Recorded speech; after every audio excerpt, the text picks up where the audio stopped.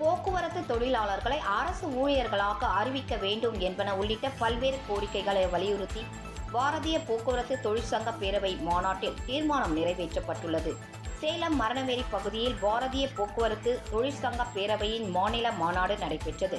மாநில தலைவர் விமேஸ்வரன் தலைமையில் நடைபெற்ற இந்த மாநாட்டில் தமிழ்நாடு முழுவதும் இருந்து 300க்கும் மேற்பட்டோர் கலந்து கொண்டனர். இந்த மாநாட்டில் போக்குவரத்து தொழிலாளர்களை அரசு ஊழியர்களாக அறிவிக்க வேண்டும், போக்குவரத்து துறையை தனியார் மயமாக்கும் திட்டத்தை கைவிட வேண்டும், போக்குவரத்து துறையில் உள்ள காலி பணியிடங்களை வேலைவாய்ப்பு அலுவலகத்தின் மூலம் நிரப்ப வேண்டும் என்பன உள்ளிட்ட பல்வேறு கோரிக்கைகளை வலியுறுத்தி தீர்மானங்கள் நிறைவேற்றப்பட்டன. சுத்தமாக கிடையாது. அதில் போக்குவரத்து துறையில் 37,000 பணி காலியிடங்கள் உள்ளது. அதை நிரப்பாமல் தனியார்கிட்ட அவுட் சோர்சிங் முறையில் எடுத்து தொழிலாளர்களையும் மக்களையும் பாதிப்புக்குள்ளாக்குகிறார். நம்ம தனியார்கிட்ட ஆள் எடுக்காமல் இங்கே எடுத்தால் குறைந்தபட்ச ஊதியம் நமக்கு கிடைக்கும். அந்த குடும்பம் நல்லா இருக்கும். ஒரு குடும்பம் பொருளாதாரத்தில் உயர்ந்ததுன்னா அது மாநிலத்தினுடைய பொருளாதார உயர்வு.